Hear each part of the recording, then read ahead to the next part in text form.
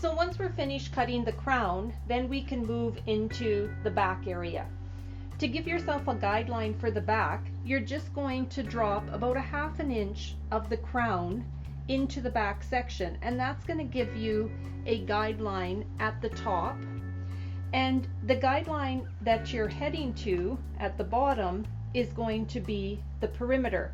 And if you remember, I talked about how important it is to have a nice shape to the perimeter, because we have to keep the perimeter in mind, and there's our guideline for the perimeter. We have to keep that perimeter in mind as we cut the interior of the cut. So our interior has to connect to our exterior.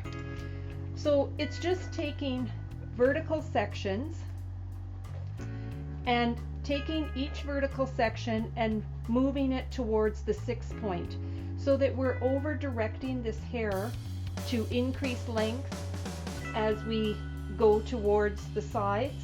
We're increasing length, but we're also increasing length as we shift our fingers in the top as well.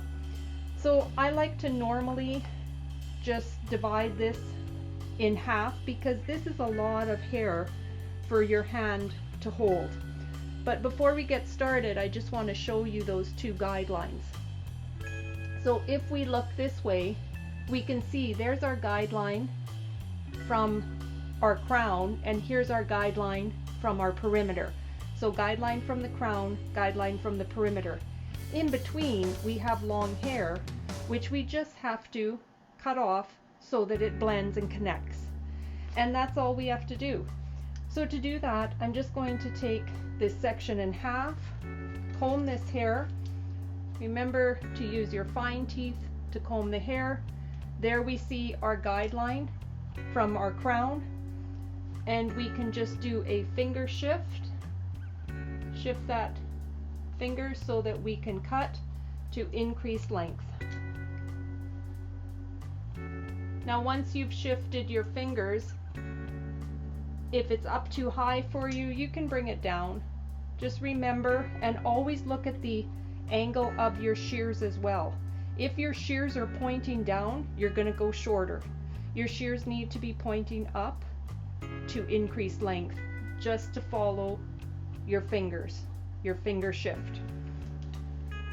Then we take the bottom half of our section, so we're using vertical sections here, always staying at the 6 point.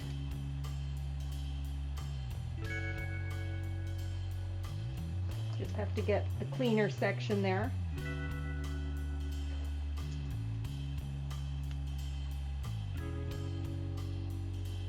There's what I've already cut.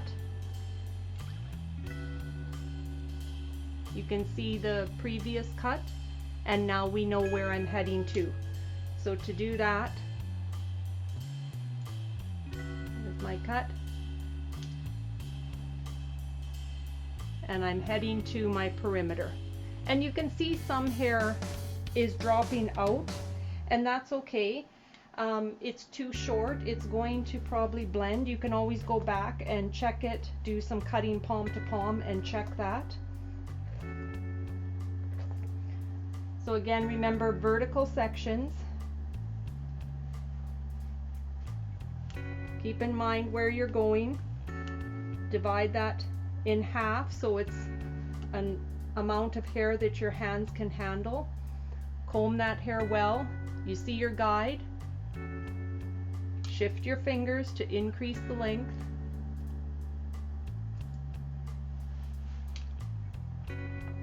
And then you just have to complete the bottom part. And when you complete the bottom part, remember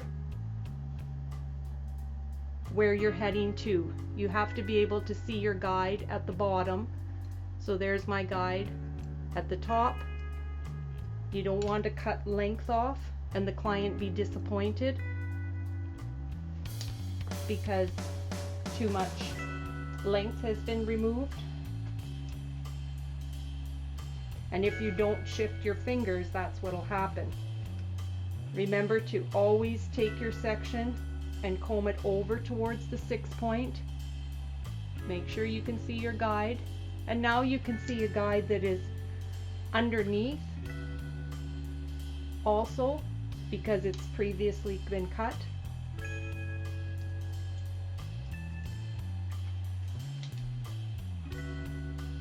And we just keep working like that. So our key points are, don't forget your finger shift, know where your top guide is, which is from the crown, and know where your bottom guide is, which is from the perimeter. Make sure that you take each section, we use vertical sections to make our panel, and we push it towards the 6 point so that we maintain the length on the side as well. Shift your fingers to increase length, and then always remember when you do your bottom part of your panel, make sure that you see where your guideline is at the bottom and where your guideline is at the top, and just simply join the two together.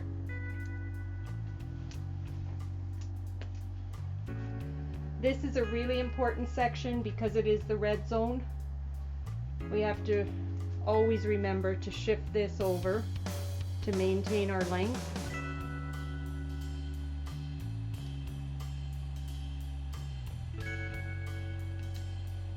You can always go back in and cut that red zone a little more if you need, but if you cut it too short, there's nothing you can do.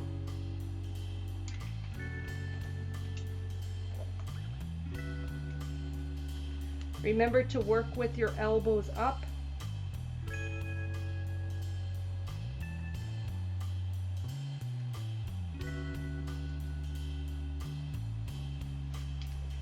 And once we're done, then we can cross check